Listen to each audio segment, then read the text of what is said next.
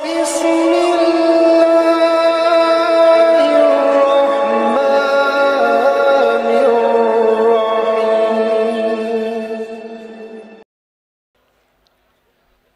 সম্মানিত উপস্থিতি,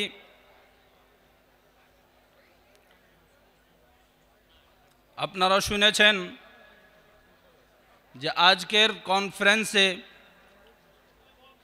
আমার বক্তব্যের বিষয়বস্তু হলো ফেরেশতা মণ্ডলীর প্রতি ঈমানের স্বরূপ। সম্মানিত উপস্থিতি, আমরা আজকের বক্তব্যে জানব যে ফেরেশতা কারা, আর ফেরেশতার উপরে আমরা ঈমান কেমন করে আনব, এই দুটি কথা নিয়ে আজকে আলোচনার চেষ্টা করব। তো আসেন আমরা জানি ফেরেশতা কারা। আল্লামা ইবনে উসাইমিন রাহমাতুল্লাহ আলাইহি বলেন, আল মালাইকাতু আলামুন গায়বিয়্যুন খালাকাহুমুল্লাহু মিন নূর। ফেরেশতা হলেন একটি অদৃশ্য জগতের সৃষ্টি, যাদেরকে আল্লাহ রাব্বুল আলামিন নূর থেকে, আলো থেকে সৃষ্টি করেছেন, যাদের সম্পর্কে আল্লাহ রাব্বুল আলামিন বলেছেন ইউসাব্বিহুনাল লাইলা ওয়ান নাহারা লা ইফতুরুন। তারা দিবারাত্রি আল্লাহ রাব্বুল আলামিনের তাসবিহ পাঠ করে আর তারা ক্লান্ত হয় না। যাদের সম্পর্কে আল্লাহ রাব্বুল আলামিন বলেছেন লা ইয়াসুনাল্লাহা মা আমারহুম ওয়া ইয়াফআলুনা মা ইউমারুন। আল্লাহ রাব্বুল আলামিন যা কিছু তাদেরকে আদেশ করেন তারা অমান্য করে না, আর আল্লাহ রাব্বুল আলামিন যাই আদেশ করেন তাই তারা করে ফেলে। তো ইনারা হলেন ফেরেশতা। রাসূল সাল্লাল্লাহু আলাইহি ওয়াসাল্লাম বলেছেন খুলিকাতিল মালাইকাতু মিন নূরিন ওয়া খুলিকাল জান্নু মিন মারজিম মিন নার ওয়া খুলিকা আদামু মিম্মা উসিফা লাকুম। রাসূল সাল্লাল্লাহু আলাইহি ওয়াসাল্লাম বলেছেন ফেরেশতাদেরকে সৃষ্টি করা হয়েছে আলো থেকে। তো এটা আলো থেকে সৃষ্টি, এদেরকে আমরা দেখতে পাই না, কিন্তু এদের উপর ঈমান আনতে হবে। কিন্তু এখন প্রশ্ন এটা যে ফেরেশতাগণের উপরে ঈমান আনার স্বরূপ কি, আমরা কেমন করে ঈমান আনব? আল্লামা ইবনে উসাইমিন রাহমাতুল্লাহ আলাইহি বলেন ফেরেশতাগণের উপরে যথাযথভাবে ঈমান আনার জন্য মানুষকে চারটি বিষয়ে বিশ্বাস স্থাপন করতে হবে। তার মধ্যে প্রথমটি হচ্ছে যে তাদের ওজুদকে স্বীকার করতে হবে, তাদের অস্তিত্বকে স্বীকার করতে হবে, যে তাদেরকে আল্লাহ রাব্বুল আলামিন সৃষ্টি করেছেন, তাদের অস্তিত্ব আছে, এটা মানতে হবে। যদি কোনো মানুষ এটা অস্বীকার করে, না মানে, তো সে কাফির হয়ে যাবে, আল্লাহ আর রাসূল সাল্লাল্লাহু আলাইহি ওয়াসাল্লামকে মিথ্যা আরোপ করবে। আল্লাহ রাব্বুল আলামিন কোরআন মাজিদের মধ্যে বলেছেন ওয়ামান ইয়াকফুর বিল্লাহি ওয়া মালাইকাতিহি ওয়া কুতুবিহি ওয়া রুসুলিহি ওয়াল ইয়াউমিল আখির। যে আল্লাহ রাব্বুল আলামিনকে অস্বীকার করবে, তার ফেরেশতাগণকে অস্বীকার করবে, তার কিতাবসমূহকে অস্বীকার করবে, রাসূলগণকে অস্বীকার করবে, মানবে না, আখিরাতের দিনকে অস্বীকার করবে, সে দূরের গুমরাহিতে আর বিভ্রান্তিতে পড়ে যাবে। রাসূল সাল্লাল্লাহু আলাইহি ওয়াসাল্লাম বলেছেন হাদিসে জিবরাইলের মধ্যে, একটি লম্বা হাদিস যেটা বুখারী মুসলিমের মধ্যে আছে, রাসূল সাল্লাল্লাহু আলাইহি ওয়াসাল্লামের কাছে জিবরাইল আলাইহিস সালাম একজন মানুষের রূপ ধারণ করে এসেছিলেন দিন শিখানোর জন্য। ওই হাদিসের মধ্যে জিবরাইল আলাইহিস সালাম রাসূল সাল্লাল্লাহু আলাইহি ওয়াসাল্লামকে জিজ্ঞাসা করেছিলেন আখবিরনি মাল ঈমানু, হে আল্লাহর রাসূল সাল্লাল্লাহু আলাইহি ওয়াসাল্লাম আপনি বলেন যে ঈমান কি? রাসূল সাল্লাল্লাহু আলাইহি ওয়াসাল্লাম বলেছিলেন আল ঈমানু আন তুমিনা বিল্লাহি ওয়া মালাইকাতিহি ওয়া কুতুবিহি ওয়া রুসুলিহি ওয়াল ইয়াউমিল আখিরি ওয়াল কদরি খাইরিহি ওয়া শাররিহি। এই হাদিসের মধ্যে রাসূল সাল্লাল্লাহু আলাইহি ওয়াসাল্লাম ঈমানের পরিচয় দিতে গিয়ে সর্বপ্রথম বলেছেন ঈমান হলো যে তুমি আল্লাহ রাব্বুল আলামিনের প্রতি বিশ্বাস স্থাপন করবে। দ্বিতীয় নম্বরেই রাসূল সাল্লাল্লাহু আলাইহি ওয়াসাল্লাম বলেছেন ওয়া মালাইকাতিহি, যে তুমি আল্লাহ রাব্বুল আলামিনের ফেরেশতাগণের উপরে বিশ্বাস স্থাপন করবে, তাদের উপরে বিশ্বাস করবে। ফেরেশতাগণের উপর ঈমান আনা ঈমানের একটি রুকন হলো। যদি কোনো মানুষ এ রুকনকে অস্বীকার করে তো সে কবুও মুসলমান হতে পারবে না। সম্মানিত উপস্থিতি, ফেরেশতাগণের উপরে যথাযথভাবে ঈমান আনার জন্য যে দ্বিতীয় বিষয়টি মানা একেবারে অনিবার্য আর জরুরি, সেটি হলো যে ফেরেশতাগণের নাম আমরা কিতাব, কোরআন আর সুন্নাতের মাধ্যমে জেনেছি, সেগুলোর উপরে নাম সহ ঈমান আনতে হবে। অনেকগুলো ফেরেশতা আছেন যাদের নাম কোরআন হাদিসের মধ্যে এসেছে। কোরআন মাজিদের মধ্যে আল্লাহ রাব্বুল আলামিন জিবরাইলের নাম উল্লেখ করেছেন, মিকাইলের নাম উল্লেখ করেছেন, হাদিসে ইসরাফিলের নাম এসেছে, মালাকুল মউতের নাম এসেছে, হারুত মারুতের নাম এসেছে, মুনকার নাকিরের নাম এসেছে, মালিকের নাম এসেছে। তো এগুলো ফেরেশতাগণের নাম হলো যাদের উপরে নাম সহ ঈমান আনতে হবে। যদি আমরা নাম সহ ঈমান না আনতে পারি তো আমাদের ঈমান পরিপূর্ণ হবে না। সম্মানিত উপস্থিতি, ফেরেশতাগণের উপরে যথাযথভাবে ঈমান আনার জন্য যে তৃতীয় বিষয়টি মানা একেবারে জরুরি অনিবার্য, সেটি হলো যে কোরআন হাদিসের মধ্যে যে ফেরেশতাগণের আওসাফ আমরা জেনেছি, গুণাবলী আমরা জেনেছি, তাদের উপরে ওই গুণাবলী সহ ঈমান আনয়ন করতে হবে। ফেরেশতাগণের অনেকগুলো গুণ উল্লেখ করা হয়েছে কোরআন হাদিসের মধ্যে। যেমন হাদিসে জিবরাইলের মধ্যে বলা হয়েছে, জিবরাইল আলাইহিস সালাম রাসূল সাল্লাল্লাহু আলাইহি ওয়াসাল্লামের কাছে একজন মানুষের রূপ ধারণ করে এসেছিলেন। এখান থেকে আমরা বুঝতে পারি যে ফেরেশতাগণকে আল্লাহ রাব্বুল আলামিন রূপ পরিবর্তন করার যোগ্যতা দান করেছেন। তারা আল্লাহ রাব্বুল আলামিনের মশিয়তে, আল্লাহ রাব্বুল আলামিনের ইচ্ছায় রূপ পরিবর্তন করতে পারেন। এক হাদিসে রাসূল সাল্লাল্লাহু আলাইহি ওয়াসাল্লাম বলেছেন, রাআইতু জিবরাইলা ওয়ালাহু সিত্তুমিয়াতি জানাহিন কদ সাদ্দাল উফুক। আমি জিবরাইল আলাইহিস সালামকে তার প্রকৃত রূপে দেখেছি যে তার 600টি ডানা ছিল, যেগুলো দিগান্তকে ঘিরে রেখেছিল, আকাশের কিনারাকে ঘিরে রেখেছিল। এরকমই অন্য হাদিসে এসেছে, জিবরাইল আলাইহিস সালাম একবার রাসূল সাল্লাল্লাহু আলাইহি ওয়াসাল্লামের কাছে দেহিয়া কলবি রাদিয়াল্লাহু আনহুর রূপ ধারণ করে এসেছিলেন। তো এই সব হাদিসগুলোর মাধ্যমে আমরা জানতে পারলাম ফেরেশতাগণকে আল্লাহ রাব্বুল আলামিন রূপ পরিবর্তন করার যোগ্যতা দান করেছেন। এছাড়াও তাদের গুণাবলীর একটি গুণাবলী হলো যে তাদের সংখ্যা অনেক বেশি। ফেরেশতাগণের সংখ্যা কত, এই কথাটি আমরা জানার জন্য একটি হাদিস শুনি। রাসূল সাল্লাল্লাহু আলাইহি ওয়াসাল্লাম বলেছেন, আল বাইতুল মা'মুরু ফিস সামাইস সাবিআতি ইয়াদখুলুহু কুল্লা ইয়াওমিন ৭০,০০০ মালাকিন লা ইয়াউদুনা ইলাইহি ইলা ইয়াউমিল কিয়ামা। রাসূল সাল্লাল্লাহু আলাইহি ওয়াসাল্লাম বলেন, সপ্তম আকাশে একটি ঘর আছে যার নাম হলো বাইতুল মা'মুর, যেখানে ফেরেশতাগণ ইবাদত করেন আল্লাহ রাব্বুল আলামিনের। ওই ঘরে আল্লাহ রাব্বুল আলামিনের ইবাদতের জন্য প্রত্যেক দিন ৭০,০০০ ফেরেশতা প্রবেশ করেন। প্রত্যেক দিন ৭০,০০০ ফেরেশতা প্রবেশ করেন। আর যারা একদিন প্রবেশ করে কিয়ামত পর্যন্ত তাদের পালি, তাদের সিরিয়াল আর কোনো দিন আসে না।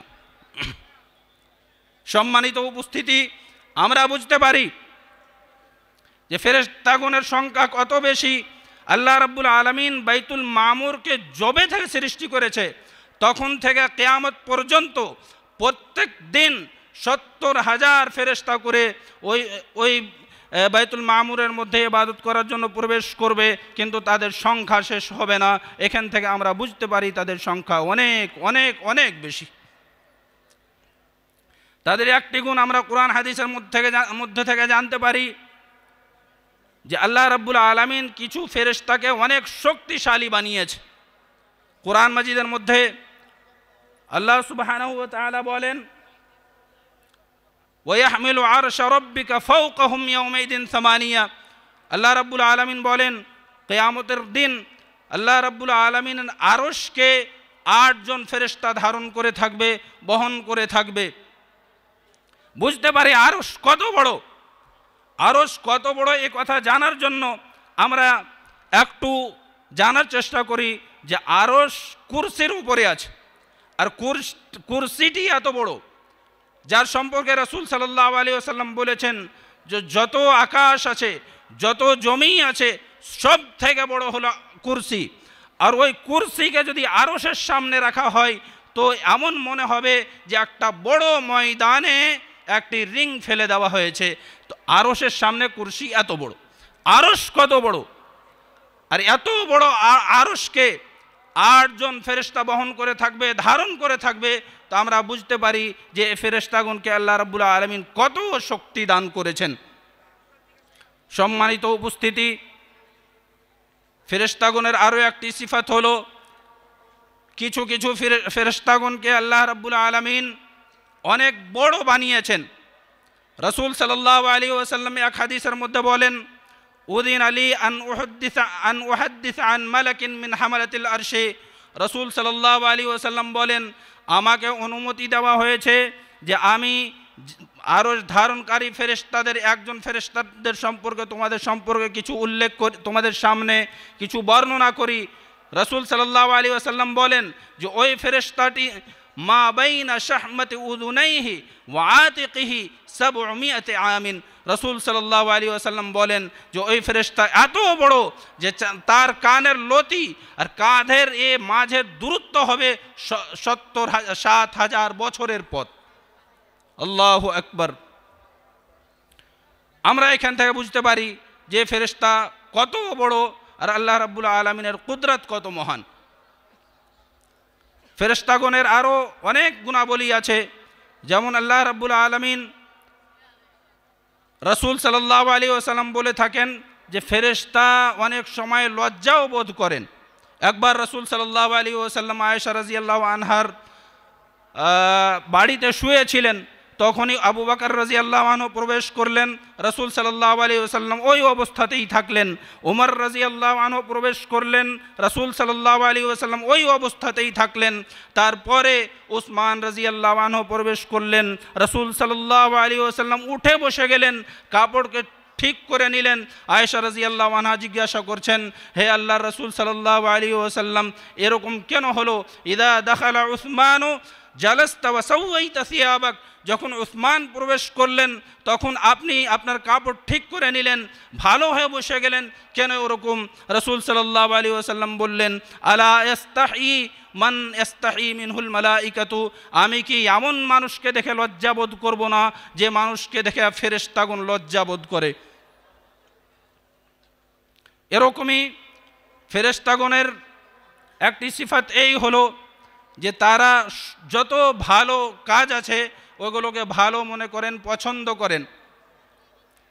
আমরা কিছুক্ষণ আগেই আমাদের সম্মানিত মেহমানের কাছে একটি হাদিস শুনলাম, ওমাজতামা কওমুন ফি বাইতিম মিন বুয়ুতিল্লাহি ইয়াতলুনা কিতাবাল্লাহি ওয়া ইয়াতাদারাসুনাহু বাইনহুম ইল্লা নাযাত আলাইহিমুস সাকিনাতু। এই হাদিসের মধ্যে রাসূল সাল্লাল্লাহু আলাইহি ওয়াসাল্লাম বলেছেন, আল্লাহ রাব্বুল আলামিনের কোনো ঘরে যখন আল্লাহর বান্দারা একত্রিত হয়ে আল্লাহ রাব্বুল আলামিনের কোরআন পাঠ করে আর কোরআনকে বোঝার জন্য আলোচনা করে, তখন আল্লাহ রাব্বুল আলামিনের পক্ষ থেকে পুরো শান্তি নাজিল হয়, আল্লাহ রাব্বুল আলামিনের পক্ষ থেকে রহমত নাজিল হয়, আল্লাহ রাব্বুল আলামিনের ফেরেশতারা এসে এ মানুষদেরকে ঘিরে নেন। এখান থেকে বোঝা যায় যে আল্লাহ রাব্বুল আলামিনের যদি জিকির হয়, যদি কোরআন মাজিদ পড়া হয়, যদি ভালো কাজ করা হয়, আল্লাহ রাব্বুল আলামিনের ইবাদত করা হয়, ফেরেশতা এই কাজগুলোকে পছন্দ করেন আর তারা আল্লাহ তাআলার বান্দাদের জন্য দোয়া করেন। সম্মানিত উপস্থিতি, ফেরেশতাগণের উপর ঈমান আনার জন্য যে 4টি বিষয়কে মানতে হবে, আমি প্রথমে বললাম তাদের ওজুদকে, তাদের অস্তিত্বকে মানতে হবে। দ্বিতীয়তে বললাম যে তাদের যেগুলো নাম আমরা জানি নাম সহকারে ঈমান আনতে হবে। তৃতীয় নম্বরে আমি বললাম যে তাদের যেগুলো গুণাবলী আমরা জানি ওই গুণাবলী সহ তাদের উপর ঈমান আনয়ন করতে হবে। চতুর্থ নম্বরে ফেরেশতাগণের যে আমালগুলো কোরআন হাদিসের মধ্যে উল্লেখ করা হয়েছে ওই আমালগুলোর উপরে ঈমান আনতে হবে যে আল্লাহ রাব্বুল আলামিন এদের মাঝে আমালগুলো কাজগুলো বন্টন করে রেখেছেন। আর আল্লাহ রাব্বুল আলামিন যেই ফেরেশতাকে যেই কাজের আদেশ দিয়েছেন ওই কাজে তিনি লেগে আছেন সর্বদা। আল্লাহ রাব্বুল আলামিনের নাফরমানি করেন না, আল্লাহ রাব্বুল আলামিনের কথাকে অমান্য করেন না।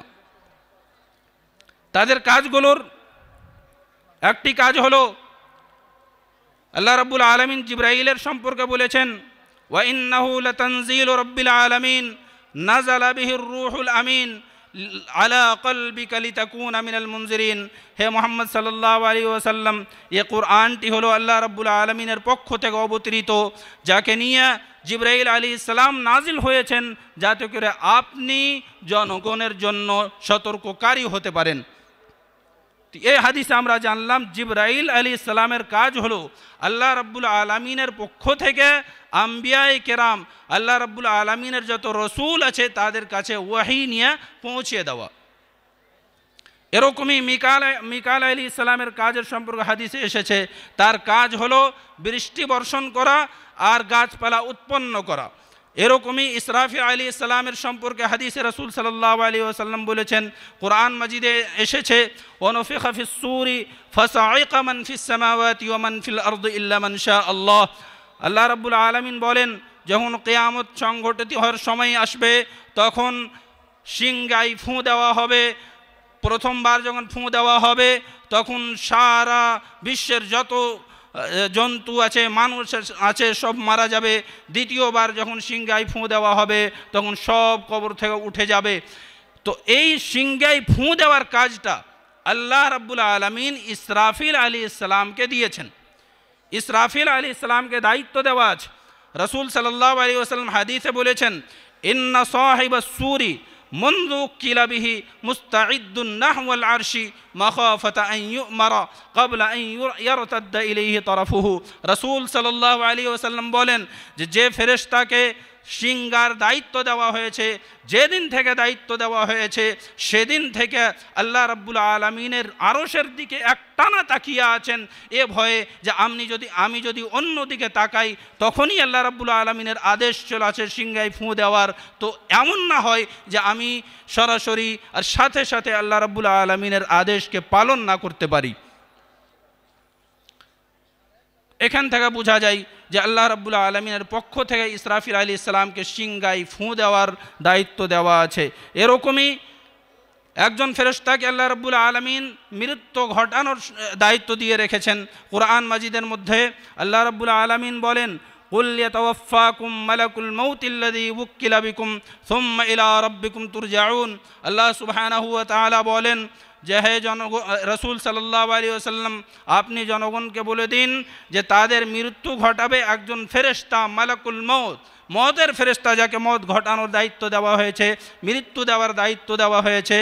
তো এখান থেকে আমরা বুঝতে পারি যে মৃত্যুর দায়িত্ব আল্লাহ রাব্বুল আলামিন মালাকুল মওতকে দিয়ে রেখেছেন। মালাকুল মওতের সম্পর্কে হাদিসে নাম এসেছে ইসরাইল, কিন্তু উলামায়ে কেরাম হাদিসটিকে জয়ীফ বলে থাকেন। এছাড়াও ফেরেশতাগণের অনেক দায়িত্ব অনেক কাজ আল্লাহ রাব্বুল আলামিন তাদেরকে দিয়ে রেখেছেন। আমরা জানি আমাদের সবারই সাথে সব সময় ফেরেশতাগণ আছেন যারা আমাদের কাজগুলো লিখতেই থাকেন। আল্লাহ রাব্বুল আলামিন কুরআন মাজিদের মধ্যে বলেছেন, ওয়া ইন্না আলাইকুম লাহাফিযিন কিরামান কাতিবিন, তোমাদের সাথে সব সময় তোমাদের আমলকে সংরক্ষণকারী ফেরেশতাগণ লেগে আছেন যারা লিখতেই থাকেন, যারা সম্মানিত ফেরেশতা। তো আমাদের সাথে সব সময় দুইজন করে ফেরেশতা আছেন যারা আমাদের আমলগুলো লিখতেই থাকেন। আমরা যা ভালো আমল করি তাও লিখেন, আমরা যা মন্দ আমল করি তাও লিখেন। সব সময় কোনো সময় এমন হয় না যে আমরা তাদের আয়ত্ত থেকে আমরা তাদের থেকে দূরে থাকি বা লুকিয়ে থাকি, এরকম কোনো সময় হয় না। আমরা কোনো কাজ করলেই তারা লিখে ফেলেন, আর কিয়ামতের দিন আমরা সব কাজগুলোকে আল্লাহ রাব্বুল আলামিনের সামনে দেখতে পাব। এছাড়াও আরও দায়িত্ব আল্লাহ রাব্বুল আলামিন ফেরেশতাগণকে দিয়ে রেখেছেন যেগুলো বলার এখানে সময় নাই। এখন আমি একটি কথা বলে আমার কথা শেষ করবো ইনশাআল্লাহ তাআলা, যে আমরা ফেরেশতাগণের উপর ঈমান আনবো, তার উপকার আর তার লাভ কি। তার অনেকগুলো লাভ আছে। তার একটি হলো যে আমরা ফেরেশতাগণের উপর ঈমান এনে আর ফেরেশতাগণের সম্পর্কে জেনে এটা উপকার লাভ করব যে আল্লাহ রাব্বুল আলামিনের মাহাত্ম্য, আল্লাহ রাব্বুল আলামিনের বড়ত্ব আর আযামত আমরা জানতে পারবো। যে আল্লাহ রাব্বুল আলামিন এত বড় বিশাল ফেরেশতাকে সৃষ্টি করেছেন, যারা সব সময় আল্লাহ রাব্বুল আলামিনের ইবাদতে লেগে আছেন, কোনো সময় আল্লাহ রাব্বুল আলামিনের কোনো কথাকে অমান্য করে না, ওই আল্লাহ রাব্বুল আলামিন কত মহান, ওই আল্লাহ রাব্বুল আলামিন কত আজিম। এরকমই আমরা ফেরেশতাগণের সম্পর্কে জেনে এটাও উপকার লাভ করব যে আল্লাহ রাব্বুল আলামিনের আমরা শুকরিয়া জ্ঞাপন করতে পারব। যে আল্লাহ রাব্বুল আলামিন আমাদের রক্ষা করার জন্য, আল্লাহ রাব্বুল আলামিন আমাদের আমল লেখার জন্য, বিভিন্ন সময় আল্লাহ রাব্বুল আলামিন আমাদেরকে বাঁচানোর জন্য ফেরেশতাগণকে দায়িত্ব দিয়ে রেখেছেন যে তারা আমাদের হেফাজত করবে। এক হাদিসে আছে যে কোনো মানুষ সন্ধ্যার সময় আয়াতুল কুরসি পড়বে তো সারা রাত আল্লাহ রাব্বুল আলামিনের পক্ষ থেকে একজন ফেরেশতা আসবে আর ওই মানুষের হেফাজত করতেই থাকবে। তো এগুলোর মাধ্যমে আমরা জানতে পারবো যে আল্লাহ রাব্বুল আলামিন আমাদের রক্ষা করার জন্য অনেকগুলো ফেরেশতাগণকে দায়িত্ব দিয়ে রেখেছেন। এটা আল্লাহ রাব্বুল আলামিনের পক্ষ থেকে আমাদের উপরে অনুগ্রহ, এই অনুগ্রহের আমরা শুকরিয়া আদায় করতে পারবো। এছাড়াও অনেকগুলো তাদের দায়িত্ব আছে, তাদের সম্পর্কে জানার উপকার আছে, যেগুলো বলার সময় নেই। আল্লাহ রাব্বুল আলামিন আমাদেরকে যথাযথভাবে ফেরেশতাদের উপরে ঈমান আনার তৌফিক দান করুন। আমিন। আসসালামু আলাইকুম ওয়া রাহমাতুল্লাহি ওয়া বারাকাতুহু।